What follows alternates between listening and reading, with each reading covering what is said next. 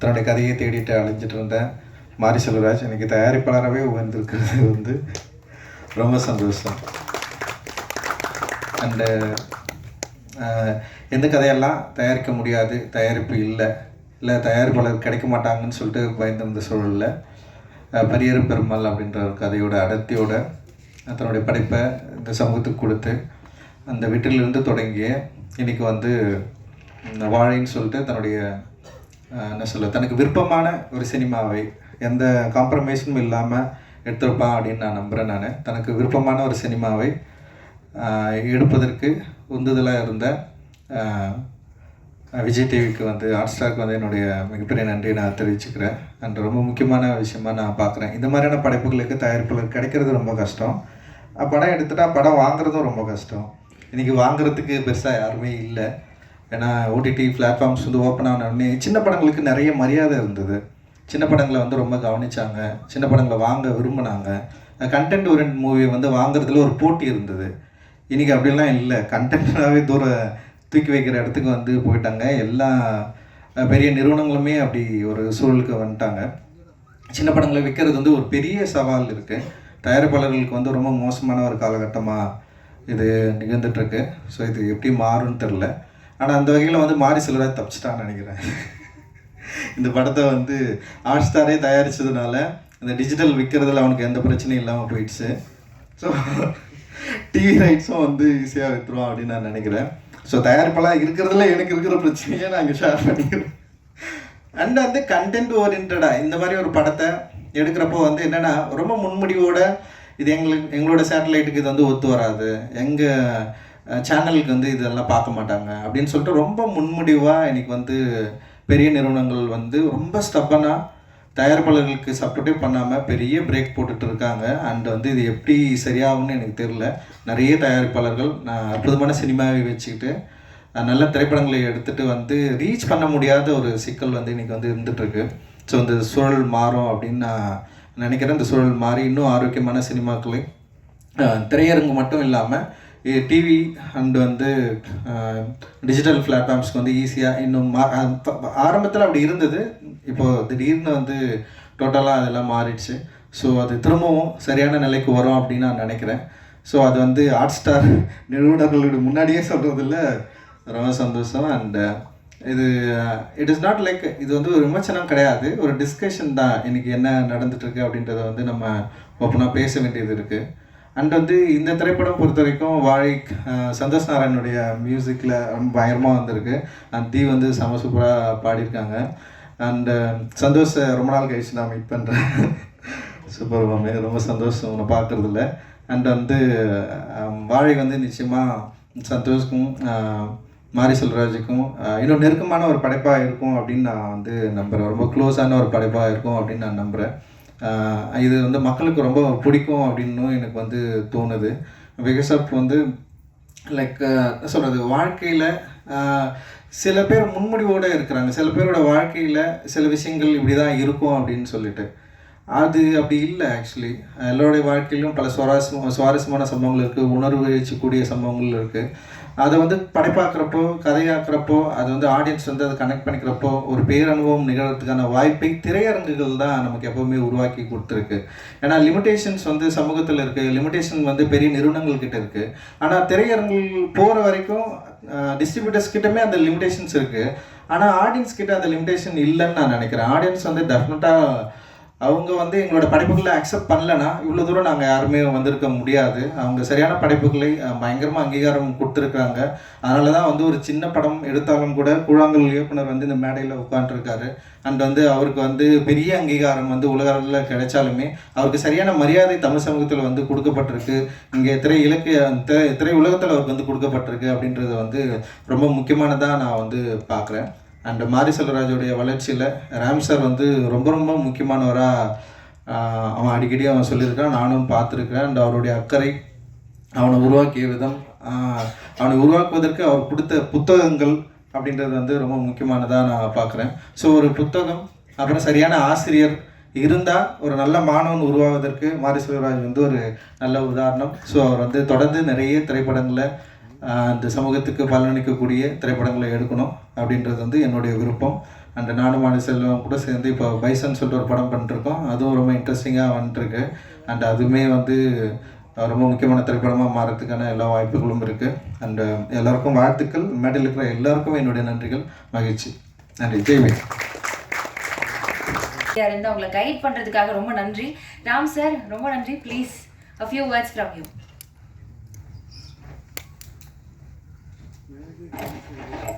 அனைவருக்கும் வணக்கம். 2018 இதே ஸ்டேஜ் தான் நீலம் ப்ரொடக்ஷனுடைய first event Pariyerum Perumal. So அன்னையிலேருந்து தான் மாரி செல்வராஜ் இந்த மேடையிலேருந்து தான் பரியேறும் பெருமாள் தொடங்குச்சு. அண்ட் நீலம் ப்ரொடக்ஷனும் தொடங்குச்சு. இந்த நவ்வி ஸ்டூடியோவும் வாழையும் இந்த இடத்துல தான் தொடங்குது. And apart from that Ranjith உங்கள் ஹேர் ஸ்டைல் எனக்கு ரொம்ப பிடிச்சிருக்கு, ரொம்ப நல்லா இருக்குது. அண்ட் பரியேறும் பெருமாளுக்கும் நன்றி, நீலம் ப்ரொடக்ஷனுக்கும் நன்றி. அண்ட் மாரி செல்வராஜ்கிட்ட கேட்டால் நான் என்ன பேசுறது புதுசாக அவனை பற்றி ஏதாவது பேசுங்க, நான் என்னை பற்றி பேசுகிறேன்னு சொன்னான். என் கூட 7 கடல் 7 மலை யாராவது ரொம்ப நாள் ஏறி இறங்கியிருக்காங்கன்னா அது மாரி செல்வராஜ் தான். முதல்ல ஏறின மலை அப்படின்னா நாகர்கோவில் டிஸ்ட்ரிக்டில் இருக்கக்கூடிய எல்லா மலையும் நாங்கள் ஏறி இறங்கணும், தங்கமீன்களுக்கு லொக்கேஷன் தேடி. அப்போது கண்டுபிடிச்சா அவங்களோட மலை ஏறது சுவாரஸ்யமாக இருந்துச்சு. ஏன்னா ஒரு பள்ளத்தாக்கு அளவு கதை கொட்டி கிடக்கும். அவன் சொன்ன காதல் கதை எடுத்துகிட்டே இருக்கலாம்னு நினைக்கிறேன். அதில் ஒரு சின்ன பீஸை, ஒரு பாலியத்தில் இருந்த ஒரு க்ரஷ்ஷை எந்த கிரிஞ்சும் இல்லாமல் ஒரு படம் பண்ணியிருக்கான். அதாவது வாழை அப்படின்னு நான் நினைக்கிறேன். அண்ட் அதுக்கடுத்து மலை ஏறினதுன்னா 2009, 10 ஆனந்த யாலை, அந்த ஆனந்த யாலை மலை அச்சன் கோவில் வெஸ்டர்ன் காட்ஸோட இன்னொரு இடம். அதில் டென்ட் எடுத்துகிட்டு போகிறப்பவும் சரி, ட்ரெக்கிங் போனப்பவும் சரி, நைட் மழை பெஞ்சு அடுத்த நாள் ஷூட்டிங் நடக்குமா நடக்காதான்னு பயந்து நைட்டில் நான் தூங்காமல் உட்காந்துட்டு இருப்பேன். என் கூட உட்காந்துருப்பவும் சரி, மாரி செல்வராஜ் எனக்கு கிடைச்ச பெரிய துணைவன், கம்பேனி. அவருக்கு தைரியத்தில் எந்த மலையில் வேணாலும் இறங்கலாம். அதுக்கப்புறமா இன்னொரு மலை இருக்குது, அது அதே தங்கமீன்களுக்கு 2012 ஏறினா வயநாட்டில் இருக்கிற செம்ப்ரா பீக். அது ஏறதுக்கு ஒரு 3 மணி நேரம் ஆகும், இறங்குறதுக்கு 2 மணி நேரம் ஆகும். Impossible to shoot.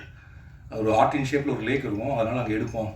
யாருக்கும் தோழன் இல்லைன்னு ஒரு பாட்டு, பட் எனக்கு ஒரு தோழனாக எங்கள் கூட வந்தான். அண்ட் மேலே போய் நாங்கள் முதல் நாள் டென்ட்லாம் போட்டு 40 பேர் தங்கிட்டோம். சாயங்காலம் 6 மணிக்கு சாப்பாடு வரணும். அதுக்கப்புறம் வர முடியாது, ஏன்னா யானை வந்துடும். பார்த்தா 6 ஆச்சு, 6 ஆச்சு, 6:45 ஆச்சு, சாப்பாடு வரல. மொத்த யூனிட்டும் நாளைக்கு காலையில் இறங்கிடலான்னு சொல்ல ஆரம்பித்தாங்க. நம்மளுக்கு ஐயோ என்னடா பண்ணுறது அப்படின்னு சொல்லிட்டு நான் சொன்னேன், நான் போய் கீழே பார்க்குறேன் அப்படின்னு சொல்லி இறங்க ஆரம்பித்தப்போ என் கூட வந்து சேர்ந்துட்டுது மாரி செல்வராஜ். நாங்கள் இறங்கி போய் பார்த்தோன்னா வர்ற வழியில் இட்லி சாம்பார் சட்லாம் கொட்டி 2 பேர் நின்றுருந்தாங்க. அப்புறம் கீழே இறங்கி போய் புதுசாக ஒரு உணவை கண்டுபிடிச்சி வாங்கிட்டு நாங்கள் மேலே ஏறுறப்ப கிட்டத்தட்ட 8 மணி 9 மணி இருக்கும்னு நினைக்கிறேன். யானைகள் குளிரும் சத்தம் கேட்டுச்சு, நட்சத்திரங்கள் தெரிஞ்சிச்சு.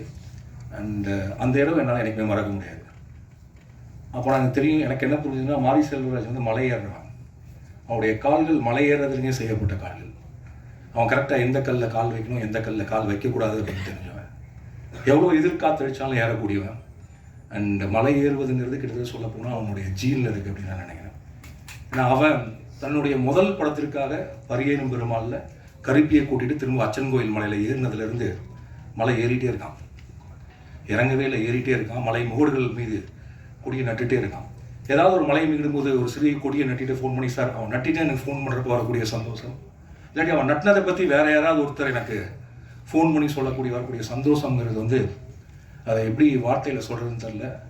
அது ஒரு தனித்துவமான அது ஒரு ப்ளஷர். அதை வேர்ட்ஸில் சொல்ல முடியுமான்னு தெரில. ஸோ மாரி செல்வராஜ் மலைகள் மீது ஏறுவான், மலையின் மூடுகள் மீது நிற்பான், அங்கிருந்து நம்மளை கூவி அழைப்பான். அவனுடைய கருத்துக்களை, அவனுடைய காதலை, அன்பை, அரசியலை பேசிக்கொண்டே தான் இருப்பான். அதை நாம் கேட்டுத்தான் ஆக வேண்டும், ஏனென்பது காலத்தின் கட்டாயம். இப்போது அவன் ஏறிக்கொண்டிருப்பதுக்கு துணைவலாக இருப்பது வந்து திவ்யா, நாஸ்தன்கா என்கிற நவ்வி அண்ட் யுவான் சுவாங் இல்லை யுவான். இவங்க 3 பேர் இன்றைக்கி துணையாக அவங்க கூட வந்துகிட்டே இருக்காங்க. இந்த பயணம் போயிட்டே இருக்குது. அவங்களுடைய முதல் பயணமாக வாழை வந்திருக்கு. அண்ட் சந்தோஷ் நாராயணன் வந்து பரியேறும் பெருமாள் பார்த்துட்டு ஃபோன் பண்ணார். ஃபோன் பண்ணி பயங்கரமாக ரொம்ப நேரம் பேசிகிட்டு இருந்தார். அதுக்கப்புறம் அவர் ஃபோன் பண்ணது வந்து வாழை. பரியேறும் பெருமாளோட பயங்கரமாக பேசினார். அண்ட் எனக்கு ரொம்ப பிடித்த கதைகளில் வாழை ஒன்று. வாழை ஏன் ஒன்றுன்னு சொல்கிறேன்னா இன்னும் நிறைய கதைகள் இருக்குது. இந்த வாழை நம்மை வியப்பில் ஆழ்த்தும் தமிழ் சினிமாவிற்கு ஒரு மிக முக்கியமான படமாக இருக்கும். மாரி செல்வராஜ், நம்முடைய நவ்வி ஸ்டூடியோஸ், இன்னும் கண்டுபிடிக்கப்படாத பல குன்றுகளையும் மலைகளையும் நமக்கு காட்சிப்படுத்தும் பல இயக்குநர்களை அறிமுகப்படுத்தும் என்று நான் நம்புகிறேன். அதற்கு என்னுடைய வாழ்த்துக்கள். அதோட குறிப்பாக இந்த படத்தை ரிலீஸ் பண்ணுறதுக்கு கூட துணையாக இருக்கக்கூடிய மாஸ்டர் திலீப் சுப்ராயன், அவருடைய ஃபார்மர்ஸ் மாஸ்டர் பிளான் ப்ரொடக்ஷன், அவருக்கும் என்னுடைய வாழ்த்துக்கள். இதுக்கெல்லாத்துக்கும் துவக்க புள்ளியாக இருந்த, என்னை எப்பொழுதும் ஊக்குவிக்கிற, எனக்கு மிகுந்த நம்பிக்கையை கொடுக்குற, வாழ்க்கையை ரசிக்க சொல்லி கொடுக்குற என்னுடைய நண்பர் பிரதீப் மில்ராய், அண்ட் இந்த ப்ராஜெக்டை எக்ஸிக்யூட் பண்ணி முன்னெடுத்துட்டு போன இன்னொரு நண்பர் நரன், இவர்களுக்கும் கிருஷ்ணன் சார் அவர்களுக்கும் என்னுடைய நன்றிகள், வாழ்த்துக்கள். இசையாரும் நம்மளை கட்டி போட்டுருவாரு. Thank you so much sir. பல டிஃப்ரெண்ட்டான விஷயங்கள் எங்களுக்கு கொடுத்துட்டே இருக்கிறதுக்காக ஒரு சில வரிகள் உங்ககிட்ட இருந்து ப்ளீஸ் வாங்க. எல்லாருக்கும் வணக்கம். ரொம்ப ரேராக வந்து ஒரு ஈவெண்ட்டுக்கு வரும்போது எமோஷ்னலாக இருக்கும். எனக்கு வந்து இந்த சாங் பார்க்க ஆரம்பிச்சதுலேருந்தே கொஞ்சம் ரொம்ப எமோஷ்னலாக தான் இருந்தது. ஏன்னா எல்லாம் ஃப்ரெண்ட்ஸ் எல்லாருமே வந்திருக்காங்க. அண்ட் இது ரொம்ப ஸ்பெஷல் ஃபிலிம். நிறைய இடத்துல சொல்லியிருக்கேன். பரியரும் பெருமாளில் இதே மேடையில் நான் சொன்னேன், உங்களுக்கு பிடிச்சிருந்ததுன்னா ப்ளீஸ் இதை எல்லோரும் சொல்லுங்கன்னு. எனக்கு வாழைக்கு அதே விஷயம் கண்டிப்பாக உங்களுக்கு சொல்லணும். 2011 வந்து நானும் ரஞ்சித் வந்து ஒரு ஹாஸ்பிட்டலில் நின்று ஒரு 6 லட்சம் இருந்தால் அந்த படத்தை எப்படியாவது நம்ம வாங்கி ரிலீஸ் பண்ணிடலாம், அந்த மாதிரி ஒரு லெவலில் வந்து அட்டகத்தி பற்றி பேசியிருந்தோம். அப்போ 6 லட்சன்றது வந்து ஒரு 60 வருஷம் ஆனாலும் வர முடியாத ஒரு பணமாக இருந்தது எங்களுக்கு. அந்த இடத்துலேருந்து ரஞ்சித் அதுக்கப்புறம் ஸ்டுடியோ கிரீன் ஞானவேல் ராஜா அவர்கள் படம் பார்த்தது, நான் அப்படியே இந்த சைட்லேருந்து இந்த ஃபாரஸ்ட் கம் படத்தில் எல்லா இடத்துலையும் இருப்பாங்க, அது மாதிரி நான் பார்த்துட்ருக்கேன் இவங்க எல்லார் லைஃப்பையும். கபாலி வந்தது. கபாலி வந்தப்போ எனக்கு கால் பண்ணி சொன்னார், எனக்கு என்ன படம்னே புரியல. அப்படியே மாமே சரி சரி அப்படின்னா, அப்புறம் கொஞ்ச நேரம் கழிச்சு தான் புரிஞ்சுது ரஜினி சாரோட படம் பண்ணுறாருன்னு சொல்லி. அப்போ தானு சாரும் அதில் பயங்கரமாக சப்போர்ட் பண்ணாங்க. அந்த படம் பண்ணும்போது என்கிட்ட வந்து சொன்னார் ரஞ்சித், மாமே உன்னோட டீமெல்லாம் விட்டுறாத, புதுசாக நீ பாட்டு ஆள் கூட்டு வந்துடாத, நீ வந்து எப்பயுமே ஒர்க் பண்ணுறவங்களோட ஒர்க் பண்ணு அப்படின்னு சொல்லி சொன்னார். ரொம்ப நான் யூஸ்வலாக அப்படி இருக்கணும்னு தான் ஆசைப்பட்டேன். எனக்கு சொல்லும்போது ரொம்ப எமோஷ்னலாக இருந்தது. அன்றைக்கி நம்ம கட்டி பிடிச்சி தேங்க்யூ ரஞ்சித், எனக்கே எப்படி கேட்குறதுன்னு தெரியல அப்படின்னு சொன்னேன். ஸோ அங்கேருந்து அதுக்கப்புறம் பரியரும் பெருமாள் வரும்போது, மாமே இந்த ஒரு படம் இருக்குது நீ பார்க்குறியான்னு சொல்லி மாறி அனுப்பிச்சாங்க. மாறிட்ட நான் பேசும்போது எனக்கு இது வந்து நம்ப முடியாத அளவுக்கு ரொம்ப செமையாக இருந்தது. நான் சொன்னேன், நான் ஒரு பாட்டு பண்ணித்தரேன், நீங்கள் அப்புறம் கொஞ்சமாவது ஷூட் பண்ணிவிட்டு வாங்க, அதுக்கப்புறம் நம்ம பார்க்கலாம் அப்படின்னு சொன்னேன். அப்புறம் ஷூட் பண்ணிட்டு வந்தோன்னே அப்போ தான் நான் ராம் சாருக்கு ஃபோன் பண்ணி டார்ச்சர் பண்ண ஆரம்பித்தேன். அவர் ஃபோன் பண்ணி சார் பயங்கரமாக இருக்குது சார், நான் தனியாக கூப்பிட்டு இருந்தேன். பரியரும் பெருமாள் வந்தப்போ வந்து ஒரு பிஆர் ஏஜென்சி மாதிரி ஆகிட்டேன் நானே. எனக்கு என்னோடய அந்த ஆர்ட் ஃபார்ம் ரொம்ப என்னை ஹிட் பண்ணதுனால நான் எல்லாருக்கிட்டையும் சொல்ல ஆரம்பித்தேன். அண்ட் அது வந்து ஒரு பொலிட்டிக்கல் சேஞ்ச் க்ரியேட் பண்ணிச்சுன்னு நான் நம்புகிறேன். அந்த படம் நல்லா இருக்குன்னு சொல்லிடணுன்ற கட்டாயத்துக்கே வந்துட்டாங்க. அந்த அளவுக்கு ஒரு மிகப்பெரிய பொலிட்டிக்கல் சேஞ்ச் க்ரியேட் ஆச்சு. அதுக்கப்புறம் வந்து அந்த படம் ரிலீஸ் அந்த ஒரு 4 ஃப்ரேம்ஸில் ஒரு ஷோ நடந்தது.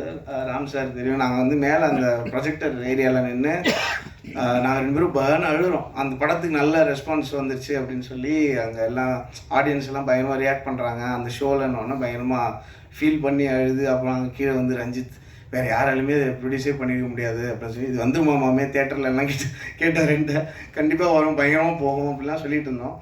அதுக்கப்புறம் இன்றைக்கி திவ்யா ஸ்டேஜ் ஏறும்போது I think I really got very emotional. அது என்னவோ தெரியல, அவங்க வந்து மாறி அங்கேருந்து அந்த படம் ப்ரொடியூஸ் பண்ணி ரஞ்சித் அவர் ப்ரொடியூஸ் பண்ணி, அதுக்கப்புறம் மாறி நல்லா அவர் சூப்பராக அவருக்கு பிடிச்ச படங்களை சூப்பராக க்ரியேட் பண்ணி எல்லாத்தையும் அவரே ஃபேஸ் பண்ணி அவர் சொன்ன மாதிரி தான் ஏகப்பட்ட மலை, நான் ஒரு 20 மலை இப்போ ஏறுறது பார்த்துருக்கேன். அவர் அதெல்லாம் ப்ரொடியூஸ் பண்ணி அதுக்கப்புறம் அதெல்லாம் டீல் பண்ணி அப்புறம் இப்போ ஒரு ப்ரொடியூசராக வந்து அவங்க ஃபேமிலியாகவே எல்லோரும் வந்து இங்கே அது பண்ணுறதுன்றது it's an amazing achievement. Ranjith, Mari, Ram sir, Thanu sir எல்லோரும் so thankful to you all. And ரொம்ப நான் விஷ் பண்ணணும்னு நினைக்கிறேன் மனசார. அண்டு இதனால் வந்து என்ன ஆகுதுன்னா, எங்கள் எல்லாருக்குமே வந்து it's a very big responsibility. நம்ம சொல்கிற விஷயங்கள் வந்து நிறைய பேர் ரீச் பண்ணக்கூடிய ஒரு மிகப்பெரிய பவர் இருக்குது. ரொம்ப நாள் முன்னாடி, கொஞ்ச நாள் முன்னாடி கூட அது சுத்தமாக இல்லாமல் இருந்தது. ஸோ அது எல்லாருமே வந்து அதை ரெஸ்பான்சிபிளாக நாங்கள் யூஸ் பண்ணி I think we can take art form forward. உங்களுக்கு ரொம்ப பிடிச்ச படைப்புகள் வந்து கொடுக்கலாம் அப்படின்னு நான் நம்புகிறேன். வாழை வந்து நான் பரியரும் பெருமாள் சொன்னது தான் சொல்லணும்னு ஆசைப்பட்றேன். I was blown away by the film. எனக்கு வந்து தமிழில் டாப் 5 மூவிஸ் ஆஃப் ஆல் டைமில் வாழை டெஃபினெட்லாக எனக்கு பர்சனலி எனக்கு இருக்கும். அது உங்களுக்கும் அப்படி ஃபீல் ஆச்சுன்னா தயவு செஞ்சு நிறைய பேருக்கு பேசுங்க. இது வந்து திருப்பியும் ஃபஸ்ட் படம் தான். எங்களை மாதிரி ஃபில்ம் மேக்கர்ஸ், டெக்னீஷியன்ஸ்க்கு வந்து எல்லா படமும் ஃபஸ்ட் படம் தான். எந்த படத்தில் வேணால் டோட்டலாக அவுட் ஆகலாம். ஸோ நீங்கள் தயவு செஞ்சு உங்களுக்கு பிடிச்சிருந்ததுன்னா பயங்கரமாக ஸ்ப்ரெட் பண்ணுங்கள் இந்த உங்களுக்கு எந்த அளவுக்கு பிடிச்சிருந்தது. அண்ட் ரொம்ப தேங்க்ஸ். 50 படம் வந்து ரிலீஸ் ஆகிருக்கு. I am so happy that this is the first stage. எனக்கு இந்த 50 ஃபிலிம்ஸ்க்கு அப்புறம் கிடச்சிருக்கிற first stage. I am so grateful. உங்கள் முன்னாடி இது நடக்குது. And thank you all for the support. நான்லாம் முதல்ல எங்கேயுமே வரமாட்டேன். அப்போ வந்து ஆடியோ லஞ்ச் பேண்ட்டாவது போட்டு வாங்கன்னு சொல்கிற லெவலில் இருந்தது. ஸோ இப்போ 5 நிமிஷம் பேசுகிற அளவுக்கு டெவலப் பண்ணி விட்டதுக்கும் சப்போர்ட் பண்ணது ரொம்ப ரொம்ப நன்றி. தேங்க்யூ. எல்லோருக்கும் வணக்கம்.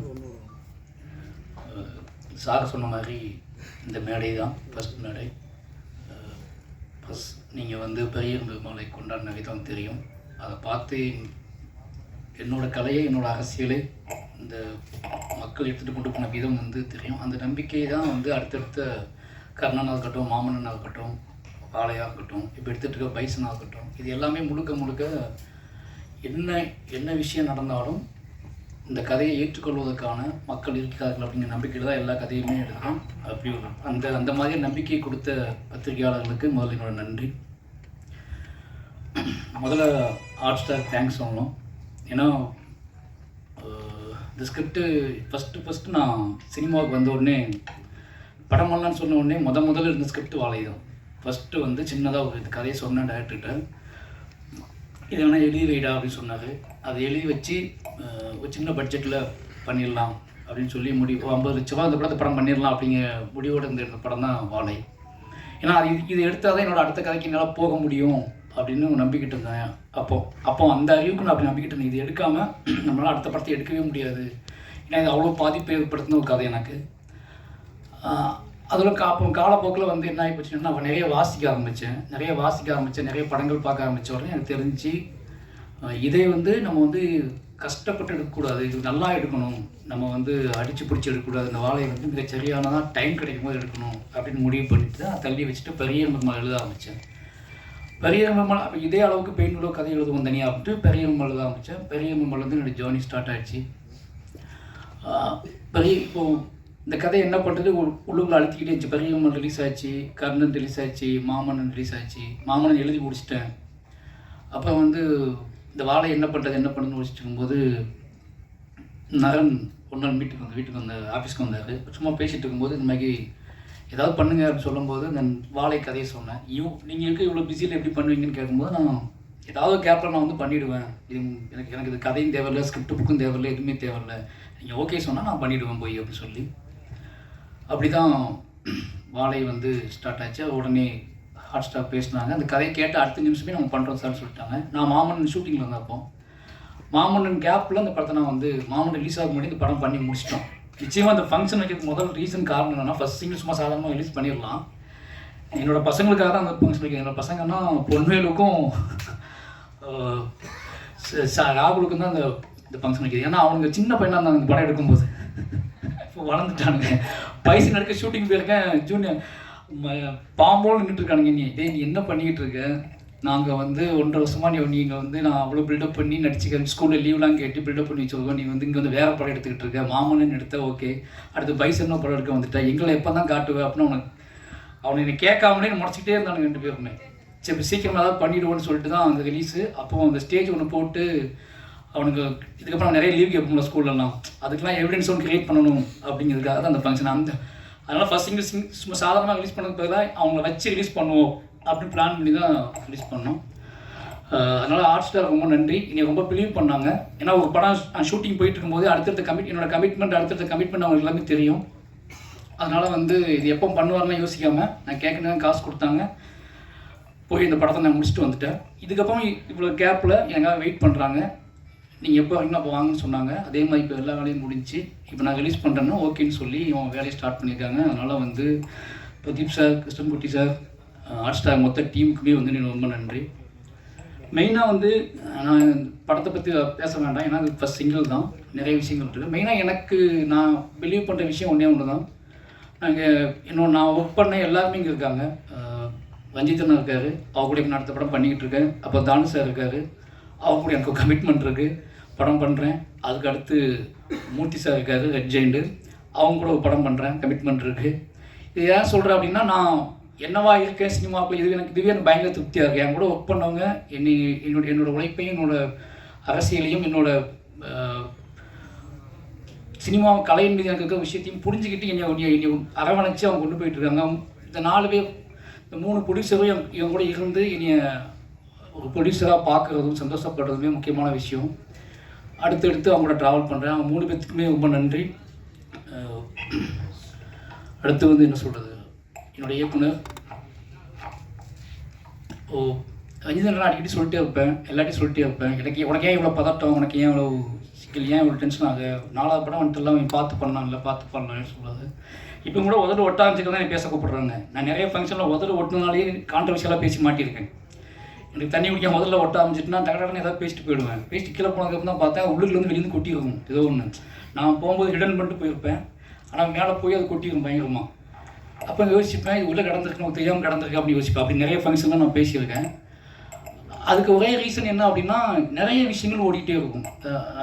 ரஞ்சிதனை திட்டிகிட்டே இருப்பார், டேய் நார்மலாக இருக்கா, நீ வந்து கேஷுவலாக இருக்க, உனக்கு எல்லா வசதியும் வந்துடுச்சு, நீ சொன்ன எல்லாமே நடக்கும், நல்ல ப்ரொடக்ஷன் வந்துட்டாங்க, ப்ரொடியூசர்ஸ் இருக்காங்க, அப்போ ஏன் இவ்வளோ பதட்டப்பட்டு படத்தை எடுக்கிற, இவ்வளோ வேகத்தை ஏன் போடுற அப்படின்னு கேட்பாரு. ஒரு கதையை படமாக்குவது என்றால் அந்த கதையை நம்ம ரசித்து அதுக்கான கிராஃப்டை கண்டுபிடிச்சி ஒரு படம் பண்ணலாம். பட் என்னை நானே இயக்குவது அப்படிங்கிறது, என்னோடய வாழ்க்கையை நான் இயக்குவது அப்படிங்கிறதுனால வந்து எனக்கு இந்த பதட்டம் போக மாட்டேங்குது. நான் க்ரியேட் பண்ணுற எல்லா கேரக்டர்ஸுமே என் வாழ்க்கையில் பார்த்த மனிதர்களாக இருக்காங்க. அவங்க இன்னும் வாழ்ந்துக்கிட்டு இருக்காங்க. அவங்க ஏதோ மூலையிலேருந்து நீ பார்த்துக்கிட்டு இருக்காங்க. அவங்க என்னை வந்து இவன் எப்படி மாறிக்கிட்டு இருக்கான், என்னவா ஆகிக்கிட்டு இருக்காங்க, என்ன பேசுகிறான், இவன் பேசுகிறது எவ்வளோ உண்மை இருக்குது, எவ்வளோ பொய் இருக்குது, இவன் பேசுகிறத ஏற்றுக்கலாமா, நம்பலாமா, வேண்டாமான்னு சொல்லிட்டு அவங்க கண்காணிச்சுட்டே இருக்காங்க. அதனாலேயே எனக்கு பார்த்து வந்துகிட்டே இருக்குது. அது மட்டும் இல்லாமல் எனக்கு ஒரு கடமையும் இருக்குது. இப்போ இந்த மேடை எனக்கு ரொம்பவே மகிழ்ச்சியான மேடைக்கான காரணம் என்ன அப்படின்னா, இந்த ராகுலும் பொன்வேலும் இந்த மேடையில் இருக்கிறது தான். ஏன்னா இந்த வயசில் நான் எப்படி இருந்தேன்னு தெரியும். என் ஊரில் என் சொந்த அக்கா பசங்க தான் அவங்கள, என்னோடய அக்கா பையன் ஒருத்தர் மாமா பையன், இன்னும் 2 பேரும் இந்த வயசில் நான் என்னவா இருந்தேன்னு எனக்கு தெரியும். இவங்களுக்கு அங்கேருந்து கூட்டிகிட்டு வந்து இந்த மேலே உட்கார வச்சுட்டேன் அப்படின்னு ஒன்று இருக்குல்ல, இவனுங்க வழி தவறி போயிட மாட்டானுங்க. இனிமேல் இவனுங்க இந்த சினிமா, இந்த கலையின் வழியாக இந்த உலகத்தை நல்லா புரிஞ்சுக்குவானுங்க, இந்த கலையின் வழியாக அவனுங்க திசை மாறாமல் இருப்பானுங்க அப்படிங்கிற ஒரு பெரிய சந்தோஷம். ஏன்னா திருநெல்வேலி எப்படி இருக்குன்னு உங்களுக்கு நல்லா தெரியும். அந்த மாதிரி ஊர்லேருந்து அவனை கூட்டி வந்துட்டேங்க. இவனை வச்சு மற்ற பசங்கள்லாம் எப்படி ஆவானுங்க, இந்த பசங்களை பார்த்து மற்ற பசங்கள்லாம் என் ஊருக்குள்ளே முதல்ல ஒரு கலை உள்ளே நுழைய போகுது அப்படிங்கிற ஒரு பெரிய சந்தோஷம் வந்து எனக்கு இப்போ வந்து அதுதான், அந்த உணர்ச்சி தான் எனக்கு பயங்கரமாக இருக்குது. ஏன்னா அவனுக்கு மண்டைக்கு அது ஓடிக்கிட்டே இருக்கும். இதுக்கப்புறம் அவனுங்களுக்கு பேசுறது, நம்ம படத்தை நடிச்சிட்டோம், நம்ம இதெல்லாம் பண்ணக்கூடாது, இதெல்லாம் பேசக்கூடாது அப்படின்னு சில ரெஸ்பான்சிபிலிட்டிலாம் வரும். ஏன்னா அந்த வயசில் நான் எவ்வளோ மூர்க்கமாக இருந்தேன்னு எனக்கு தெரியும். எவ்வளோ என் மண்டையில் தோன்ற விஷயத்துக்கெல்லாம் வந்து என்ன பதில்னு தெரியாமல் நான் பைத்தியம் முடிச்சு அடைஞ்ச வயசில் தான் அவனை உட்காந்துட்டு இருக்கானுங்க. ஆனால் அவனுங்களை நான் வேகமாக ஓடி வந்து முட்டி மோதி ஓடி வந்து அவனுங்களை நான் வந்து உருவாக்குறதுக்கான ஒரு மேடையை கிரியேட் பண்ணிட்டேன் அப்படிங்கிறது ஒரு பெரிய சந்தோஷம். அப்படி ஒரு மேடையை அமைச்சு அப்படி நீ உருவாக்குன ராம் சாருக்கு தான் ரொம்ப நன்றி சொன்னேன். ஏன்னா நீ உன்னோட வேலை வந்து படம் பண்ணி நீ ஜெயிச்சு காசு சம்பாதிக்கிறது இல்லை, நீ ஒரு விக்டிமாகவே இருந்துருக்க. அதனால் உன்னோட கதையை வந்து நீ எப்போவுமே வந்து அழுத்தமாக சொல்லிக்கிட்டே இருக்கணும். நீ என்ன ஆனாலும் கதையை ஒன்று பின்வாங்கிடாத. உன்னோட கதை அப்படிங்கிறது உனக்கான கதை மட்டும் இல்லை, உனக்கு பின்னாடி வரக்கூடிய சந்ததியினருக்கான கதை. அதை வந்து எப்பவும் மிஸ் பண்ணாத, நீ என்ன ஆனாலும் அதை மாறிடாதுன்னு சொன்னதுனால தான் முழுக்க நான் அது கூடவே ட்ராவல் பண்ணிக்கிட்டே இருக்கேன். சொன்ன மாதிரி இன்னும் என்ன சொல்கிறது, நான் மீண்டு வெளியே வர்றதுக்கே ஒரு நாளாகும். என்னோடய கதையை முடித்து கொண்டு வெளியே வர்றதுக்கே கொஞ்சம் நாளாகும். அப்படியாப்பட்ட கதைகள் தான் தொடர்ந்து நான் பண்ணிக்கிட்டு இருக்கேன். அதனால் வந்து என்னோடய இயக்குனருக்கு வந்து இதே மேடையில் நான் சொன்னேன்னு நினைக்கிறேன். என்னோடய இயக்குனர் இருக்கிற வரைக்கும் எனக்கு சின்ன மாற்றம் கூட நீங்கள் பார்க்க முடியாது.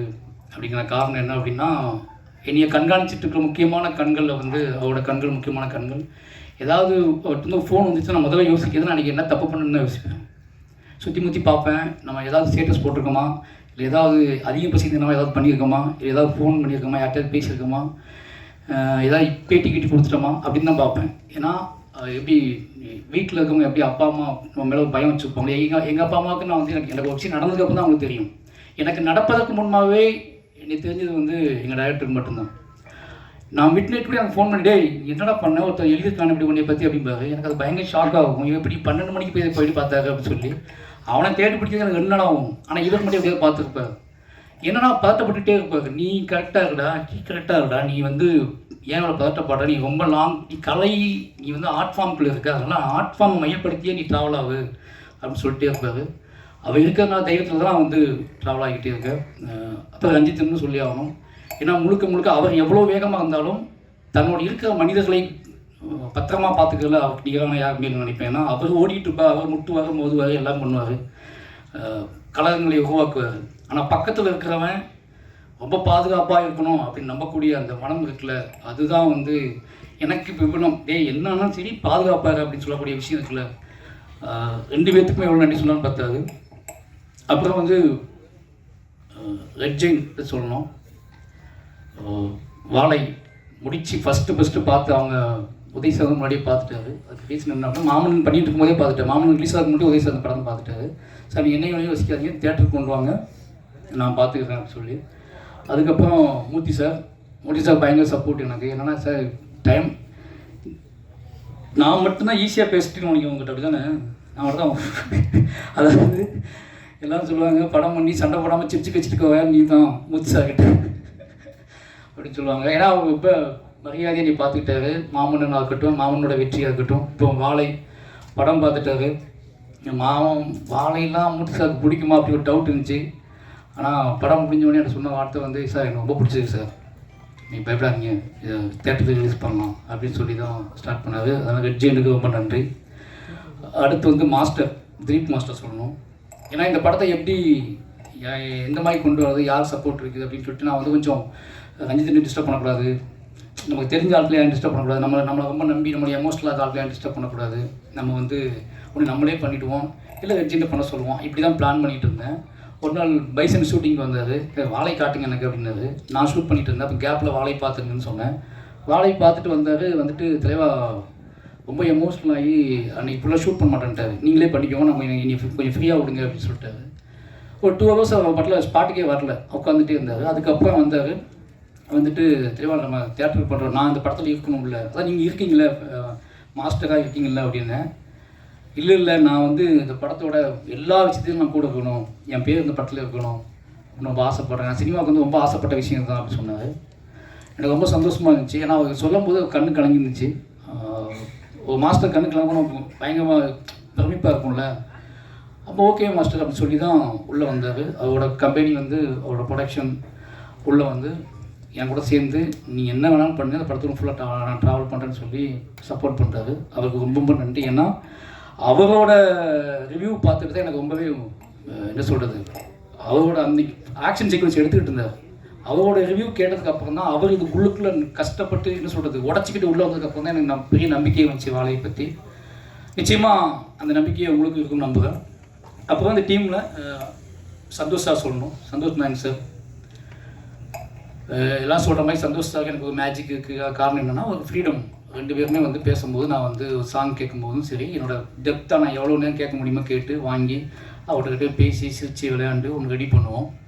நான் படம் முடிச்சுட்டு வந்து அங்கே பாதி பாட்டு வாங்குவேன். படம் ஸ்டார்ட் பண்ணும்போது பாட்டே வாங்க மாட்டேன். ஏன்னா என்னோடய விஷுவலை பார்க்கணும், என்னோடய வேர்ல்டை புரிஞ்சுக்கணும், என்னோடய கதாபாத்திரங்களோட கண்களை வந்து மியூசிக் டேரக்டர்ஸ் பார்க்கணும்னு நினைப்பேன். ஏன்னா பழைய மாமாலேருந்து நான் எல்லா பாட்டையுமே படம் முடிச்சுட்டு தான் வாங்கியிருக்கேன். ரஹ்மான் சார்ட்டையும் அப்படி தான் நான் வாங்கினேன். அதுக்கு ஒரே ரீசன் என்னென்னா, எனக்கு வந்து ஒரு கட்டத்துக்கு மேலே அது வந்து அவங்களுக்கு ரொம்ப அவைவாயிடுவாங்கன்னு பயமாக இருக்கும் கதை சொல்லும் போது. இதான் கதை லைன்னு சொல்லிட்டு அப்போ படத்தை கொண்டு போய் காட்டுவேன். அப்படி படம் காட்டி தான் வந்து எல்லா பாட்டும் மியூசிக் வாங்கணும். வாழையும் அப்படி தான் பார்த்தாரு. வாழை பார்த்த அவரும் அதே அந்த நாள் ஞாபகத்தில் இருக்குது எனக்கு. வாழையை வந்து பார்த்தாரு. பார்த்துட்டு அவர் நம்ம வேற மாதிரி பண்ணுவோம் இதை அப்படின்னு சொல்லி ஸ்டார்ட் பண்ணது தான் அந்த படத்தில் பாடல்கள். நிச்சயமாக அந்த எனக்கு வந்து ரொம்ப பிடிச்ச, எனக்கே நான் அதிகமாக கேட்டுட்டு இருக்க பாட்டு வந்து இந்த படத்தோட பாட்டு தான். இப்போ அதிகமாக என்னை டிஸ்டர்ப் பண்ணுற பாட்டு வந்து இதில் பாதவத்தின் ஒப்பாரி பாடல்ன்றது. அந்த பாடல் எப்படி உருவாச்சுன்னு எனக்கு தெரில. டக்குன்னு 2 பேரும் பேசிக்கிட்டு இருந்தோம், அது டக்குன்னு வந்துடுச்சு, எழுதிட்டோம். ஆனால் அந்த பாட்டு நெஞ்சை போட்டு அறுத்து எனக்கு இப்போ அதிகமாக நான் எப்போல்லாம் எமோஷனல் ஆகணும் அப்போல்லாம் அந்த பாடல் கேட்டுகிட்டே இருப்பேன். எனக்கு பிடிச்ச மாதிரி ஒரு 4-5 சாங்கையுமே போட்டு கொடுத்துருக்காரு. அது போல் பேக்ரவுண்ட் மியூசிக் கல்கி பண்ணிகிட்டு இருக்கும்போது வாழைக்கு பண்ணிகிட்ருக்காரு. அப்படியே நான் பயந்துக்கிட்டே இருந்தேன், கல்கி பண்ணிகிட்ருக்காரு இப்படி கரெக்டாக செங்காகுமா அப்படின்னு சொல்லி. ஆனால் பக்காவாக எல்லாத்துக்கும் பிடிச்ச மாதிரி பண்ணி கொடுத்துருக்காரு. எனக்கு ரொம்ப பிடிச்சிருந்துச்சி பேக்ரவுண்ட் மியூசிக் இந்த படத்தில். ரொம்ப நன்றி சார், எனக்கே ஸ்பெஷலாக பண்ணுறீங்க அப்படின்னு தான் சொல்கிறாங்க, அதுக்கு ரொம்ப நன்றி. அப்புறம் என்னோடய டீம் கேமராமேன் இன்னைக்கு வர முடியல, அவர் வந்து மதுரையில் ஒரு ஷூட்டில் இருக்காரு, எடிட்டர் வர முடியல.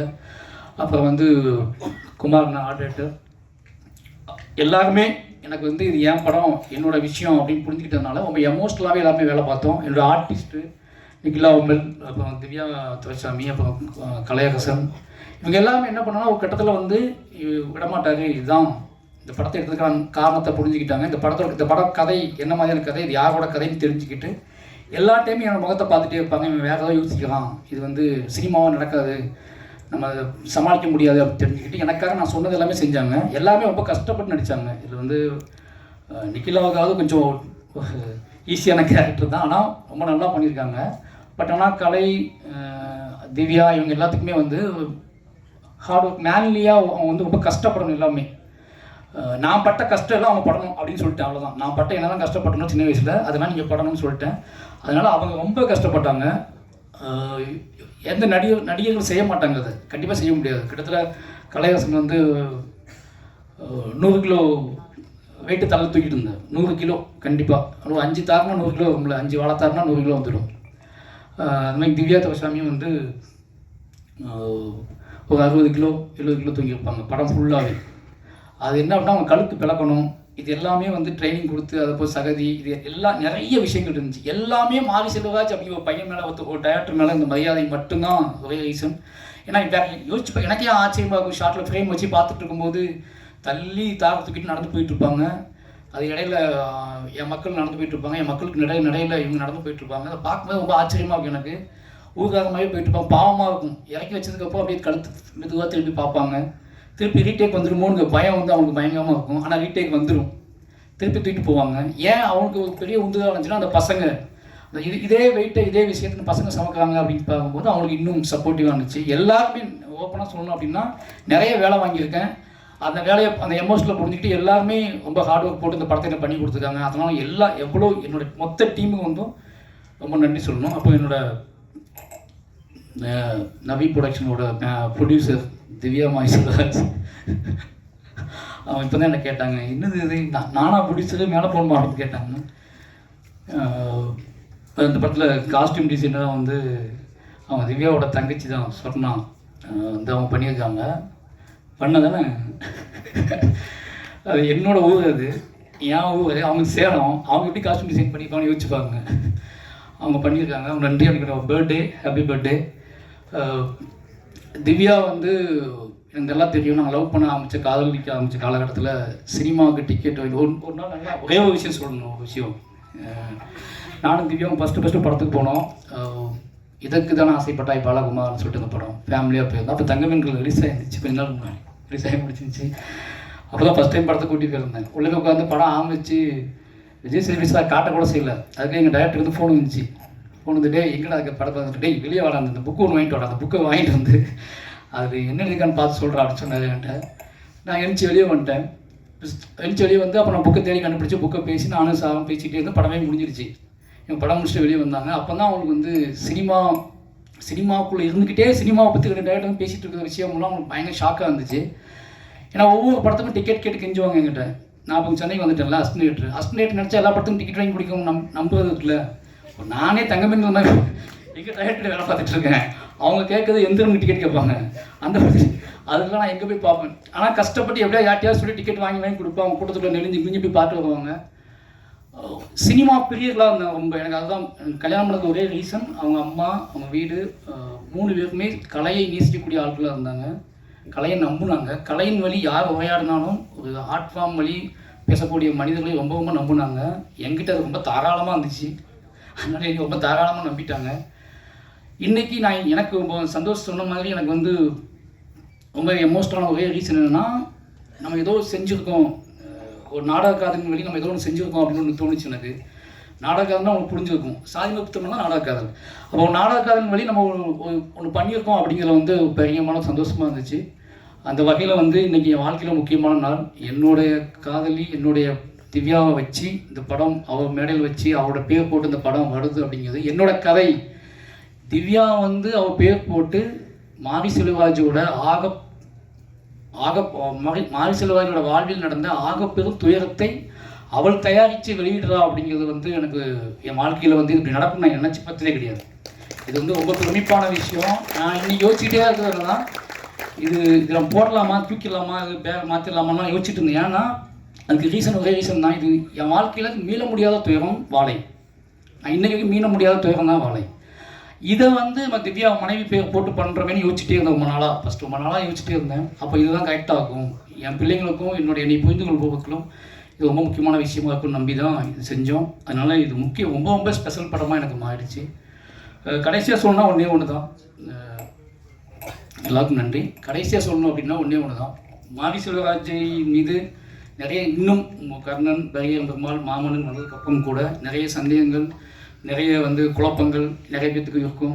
இது ஏன் இவ்வளோ வேகம், ஏன் இவ்வளோ எமோஷ்னல், ஏன் இவ்வளோ பேசுகிறது, என்னடா நீங்கள் மைக் அடிச்சு என்னென்னா பேசுவீங்களா, ஒரு படம் எடுத்தால் நீங்கள் பெரிய ஆட்களா, இப்படி நிறைய விஷயங்கள் இருக்கும். இதை மட்டும் தான் எடுப்பீங்களா, இதை மட்டும் தான் கேட்பீங்களா அப்படின்னு நிறைய கேள்வி வந்துகிட்டே இருக்கும். வாழை வந்து அதை பார்க்கும்போது, வாழை படம் பார்த்து முடித்ததுக்கப்புறம் என்னை நீங்கள் புரிந்து கொள்வதற்காக மட்டுமே எடுக்கப்பட்ட படம் தான் வாழை. மாரி செல்வராஜன் படைப்புகளையும் இல்லை மாரி செல்வராஜோட கேள்விகளையும் இல்லை மாரி செல்வராஜோட எமோஷனலையும் குறைந்தபட்சம் புரிந்து கொள்வதற்கான ஒரு ஸ்பேஸ், என்னை நம்புகிறவர்கள் இன்னும் ஸ்ட்ராங்காக நம்புறதுக்கும், என்னை சந்தேகிப்பவர்கள் குறைந்தபட்சம் என் பக்கம் பார்வையை திருப்பதற்குமான ஒரு உரையாடலை தான் இந்த வாழைங்க படம். வாழையின் மூலமாக நான் ரொம்ப நம்புகிறது, நான் யார் அப்படிங்கிறத நான் சொல்கிறேன் அப்படிங்கிற சொல்கிறேன் அப்படிங்கிறத ஒரு பெரிய நம்பிக்கை இருக்குது. வாழை நிச்சயமாக உங்களுக்கு ரொம்ப பிடிக்கும். முதல் பாடல் ரிலீஸ் ஆகுது, அடுத்தடுத்த பாடல் ரிலீஸ் ஆகும். இந்த படம் வந்து ஆகஸ்ட் 23 சொல்லலாம் சார், ஆகஸ்ட் 23 தேட்டர் ரிலீஸ் ஆகுது. நிச்சயமாக ஒரு நீங்கள் எங்கிட்டேருந்து எதிர்பார்த்துட்டீங்க, உங்களுக்கு தெரியும் என்ன மாதிரி மாரி செல்வராஜ்லேருந்து என்ன மாதிரி படம் எதிர்பார்த்துட்டீங்கன்னு தெரியும். நான் நிறைய இடங்கள் ட்ராவல் பண்ணும்போது மக்கள் கேட்குற வச்சு எனக்கு தெரியும். அந்த எதிர்பார்ப்பை பூர்த்தி செய்யக்கூடிய ஒரு படமாக வாழை இருக்கும். இவ்வளோ நேரம் வந்து எங்களோட என்ன சொல்கிறது, நிச்சயமாக இதில் வந்து ஒரு எமோஷனலான விஷயமாக தான் இருக்கும், இது வந்து ஒரு முக்கியமான விஷயமாக தான் இருக்கும்னு நம்பி எல்லாருமே இவ்வளோ காத்திருந்து இந்த விஷயத்தை பண்ணி கொடுத்ததுக்கு ரொம்ப நன்றி. யாராவது மிஸ் பண்ணியிருந்தா, யாராவது பண்ணியிருந்தா, அப்போ அருண் ஒரு ப்ரொடியூசர் ஆகிட்டாரு. யோசிச்சு பார்த்தா 2 பேருமே இப்போ ஸ்கிரிப்ட் தூக்கிட்டு அலைஞ்சிருக்கோம். பையன்மான ஸ்கிரிப்டை தூக்கிட்டு ஒரு 50-60 கம்பெனி அலைஞ்சிருப்போம். ஒரு 10-15 ஹீரோட்டுக்காக சொல்லியிருப்பேன். அப்போல்லாம் கூட வந்து இன்றைக்கி அவர் வந்து மாவீரம்னு ஒரு படம் எடுத்து ப்ரொடியூசர் ஆகிட்டாரு. இப்போ அடுத்து ஒரு படம் நேற்று முந்தான் ஸ்டார்ட் பண்ணியிருக்காரு. இதெல்லாம் யோசிச்சு பார்க்கும்போது ரொம்ப சந்தோஷமாக இருக்குது. 2 பேரும் இன்றைக்கி அவர் ப்ரொடியூசராக இருக்கா, நான் டைரக்டராக இருக்கேன் அப்படிங்கிற சந்தோஷமாக இருக்குது. இப்படி நிறைய நல்ல விஷயங்கள் எப்படி நடக்குது அப்படின்னா, தீவிர நம்பிக்கையிலையும் உழைப்பிலையும், அதிகமான உழைப்பிலையும், கனவை நோக்கிய பயணத்திலும் நடக்குது. அதை நாங்கள்லாம் வந்து ஒரு பெரிய உன்னுதாரணமாக இருக்கோம் அப்படிங்கிற சந்தோஷம் இருக்குது. எல்லாருக்குமே நன்றி. யாரையாவது விட்டுருந்தால் மன்னிச்சுக்கோங்க. நிச்சயமாக வாழை உங்கள் எதிர்பார்ப்பை பூர்த்தி செய்கிற படமாக இருக்கும். ஆகஸ்ட் 23 நான் வெயிட் பண்ணுறேன். ரொம்ப நன்றி.